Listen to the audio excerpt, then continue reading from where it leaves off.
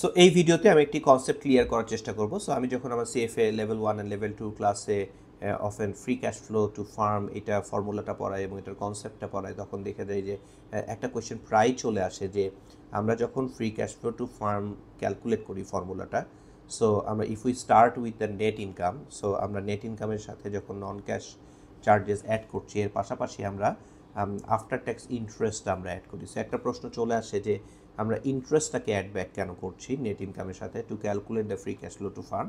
And যেহেতু after tax interest calculate করছি, তো আমি ইন্টারেস্টটা ক্যালকুলেট করছি, ট্যাক্সটা বাদ দিচ্ছি।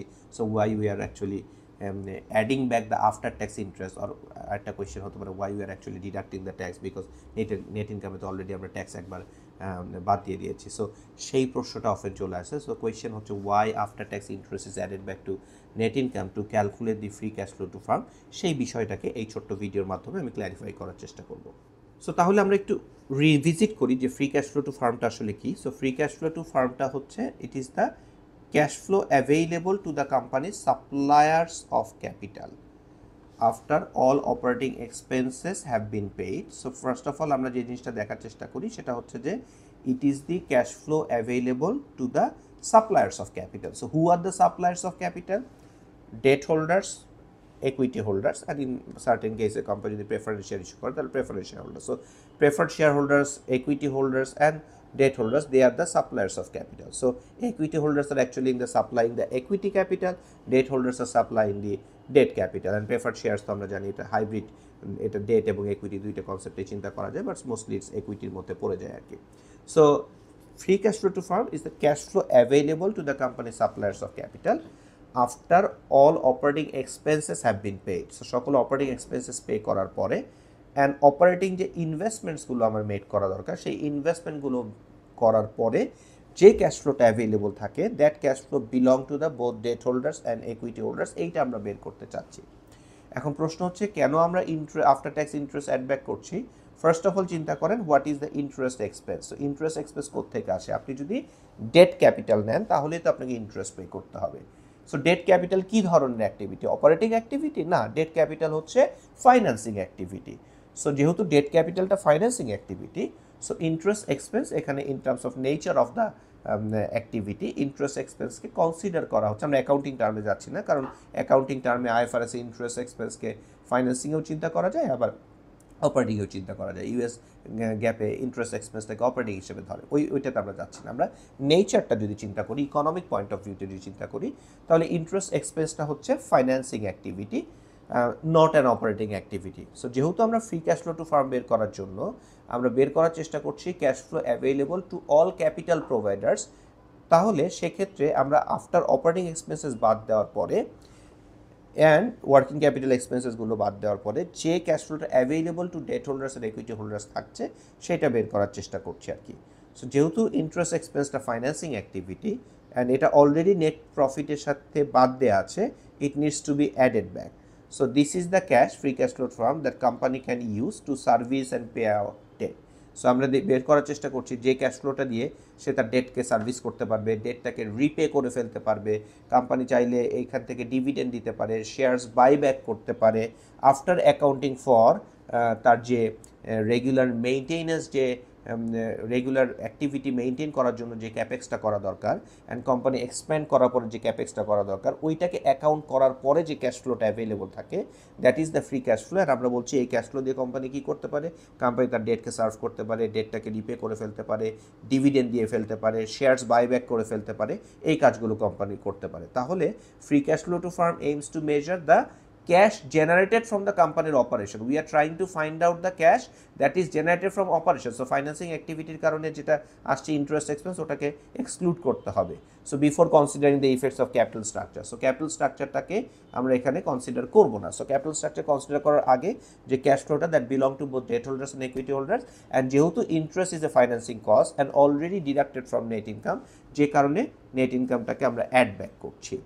সো দ্য কি থিং হচ্ছে free cash flow to firm is available to both creditors and owners, so it must be calculated before interest basis. That's why we are adding back. And when we are adding interest back to net income এর ফলে আমরা কি করছি? We are ensuring that we are looking at the cash generated from the company core operation, কোম্পানির core operation. আমরা যখন একটা কোম্পানির ভ্যালুয়েশন করি তখন আমরা দেখি তার অপারেশন থেকে তার ভ্যালুয়েশনটা কেমন। এর পাশাপাশি যদি তাদের নন অপারেটিং কোনো অ্যাসেট থেকে থাকে সেটাকে অ্যাড করে আমরা total valuation of the company পাই। So if you look at a valuation of a company you will see valuation from the operating value and the other one is তার total value, যেখানে কিছু non operating asset যদি থেকে থাকে like buildings অথবা others. So without influence of its financing decision আমরা আসলে বোঝার চেষ্টা করছি যে কোম্পানির cash flow generated from its core operation থেকে কতটুকু ক্যাশ ফ্লো জেনারেট হচ্ছে। এতে করে কি হয়, we get A clear picture of the কোম্পানির অপারেটিং ইফিসিয়েন্সি এবং what are the abilities for the company to generate cash, যে তার বিজনেস অ্যাক্টিভিটি থেকে সে কী পরিমাণ ক্যাশ জেনারেট করার ক্ষমতা রাখে। সেই জন্য আমরা নেট ইনকামের সাথে যখন ইন্টারেস্ট অ্যাড ব্যাক করি, আর যখন আমরা ইন্টারেস্ট অ্যাড ব্যাক করি আমরা after tax interest add back করি। তার কারণটা হচ্ছে interest expense is tax deductible. So যেহেতু interest expense is tax deductible, যখন আমরা আর্নিংস বিফোর ইন্টারেস্ট ট্যাক্স থেকে ইন্টারেস্টটা বাদ দিই, আমার আর্নিংস বিফোর ট্যাক্স পাই, তাতে করে আমার প্রফিটটা কমে যাচ্ছে বিফোর ট্যাক্স, এবং তার উপর বেস করে আমরা যখন ট্যাক্স দিচ্ছি তাহলে আমাকে কম ট্যাক্স দিতে হচ্ছে। যদি আমি ইন্টারেস্ট অ্যাড ব্যাক করি তাহলে তো আমার প্রফিটটা বেড়ে গেল, তখন তো আমাকে ট্যাক্স একটু বেশি দিতে হবে আর কি। সো তার মানে হচ্ছে আমরা ইন্টারেস্ট বাদ দেওয়ার কারণে একটা বেনিফিট পাচ্ছি। সো যখন আমরা ইন্টারেস্ট অ্যাড ব্যাক করছি ফুল অ্যামাউন্ট অফ ইন্টারেস্ট আমরা অ্যাড ব্যাক করবো না, কারণ আমরা বেনিফিটটা তো পুরো পাচ্ছি না। যখন ইন্টারেস্ট অ্যাড ব্যাক করছি আমাকে ট্যাক্স কিছু বেশি দিতে হচ্ছে। So this means that it reduces the company's taxable income interest এক্সপেন্সের ফলে, অ্যান্ড যখন অ্যাডিং ব্যাক করছি তখন তো আমার ট্যাক্সেবল ইনকাম বেড়ে যাচ্ছে। যে কারণে after tax interest is added back to net income because it is the cash available to the company's creditors, and we are looking at from the perspective of the cash flow available to both debt holders and equity holders, and we are adding back the interest, and যখন আমরা ইন্টারেস্টটাকে adding back করছি আমরা taxable ইনকামটা তো বেড়ে যাচ্ছে, সেই কারণে ট্যাক্স আমাকে বেশি দিতে হচ্ছে। সো একদিকে ইন্টারেস্ট অ্যাড করার কারণে একটা বেনিফিট হলো, কিন্তু ট্যাক্স বেশি দেওয়ার কারণে একটু বেনিফিটটা কমে গেল। সো আফটার ট্যাক্স ইন্টারেস্ট এই কারণে আমাকে অ্যাড ব্যাক করতে হচ্ছে। And this is the same case we are applying যখন আমরা ফাইন্যান্সিয়াল স্টেটমেন্ট অ্যানালিসিস পড়ি এবং ডাইলুটেড ইপিএস বের করি। সেখানে যদি কোনো কনভার্টিবল ডেট থেকে থাকে, সো আমরা ডাইলুটেড ইপিএস বের করার সময় ধরে নিচ্ছি কনভার্টিবল বন্ডটা কনভার্ট হয়ে একুইটিতে রূপান্তর হয়ে গেল। সো যদি কনভার্টিবল বন্ডটা কনভার্ট হয়ে একুইটিতে রূপান্তর হয়ে যায় তখন তো ইন্টারেস্টটাকে আমি তার ইন্টারেস্ট সার্ভ করবো না, ইন্টারেস্ট অ্যাড ব্যাক করতে হবে।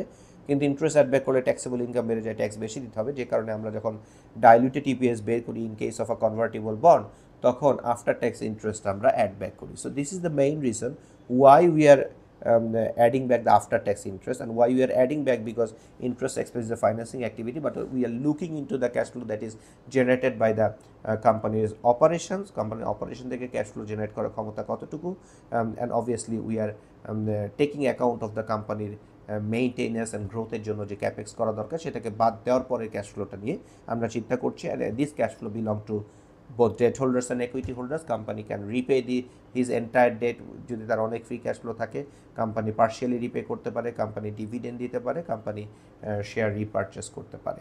And free cash flow to ফার্মকে অফেন ডিসক্রিশনারি ক্যাশ ফ্লো বলা হয়। সো আই হোপ যে এই শর্ট ভিডিও থেকে আপনি জানতে পারলেন যে Y interest after tax interest is added back to free cash flow to added back to net income when we are coming up when we are calculating free cash flow to farm formula. However, free cash flow to farm এর এই ফর্মুলাটা আরও অনেক উপায়ে বের করা যায়। আপনি লেভেল 2 যে সিলেবাস সেখানে বিভিন্ন উপায়ে free cash flow to firm calculate করার ফর্মুলা দেওয়া আছে। Like we can start with earnings before interest and tax. So EBIT থেকে আমরা স্টার্ট করতে পারি, আমরা ইবিডা থেকে স্টার্ট করতে পারি, আবার আমরা নেট ইনকাম থেকেও স্টার্ট করতে পারি। যখন আমরা ইবিডা বা ইবিট থেকে স্টার্ট করি তখন আর ইন্টারেস্ট অ্যাড ব্যাক করার প্রয়োজন পড়ে না। তার কারণ হচ্ছে ইবিট বা ইবিডার ক্ষেত্রে তো আমরা ইন্টারেস্ট বাদ দেওয়ার আগের প্রফিটটা নিয়েই স্টার্ট করছি। সো সেক্ষেত্রে এই ইন্টারেস্ট অ্যাড ব্যাক করার প্রয়োজন পড়ে না। কিন্তু যখন আমরা নেট ইনকাম থেকে আসি তখন আমাদের ইন্টারেস্ট অ্যাড ব্যাক করার প্রয়োজনটা পড়ে, অ্যান্ড আফটার ট্যাক্স ইন্টারেস্টটা অ্যাড ব্যাক করতে হবে। So I hope this video is helpful to you. If you have more queries, feel free to post me. I'll try to come up with the solutions. Thank you.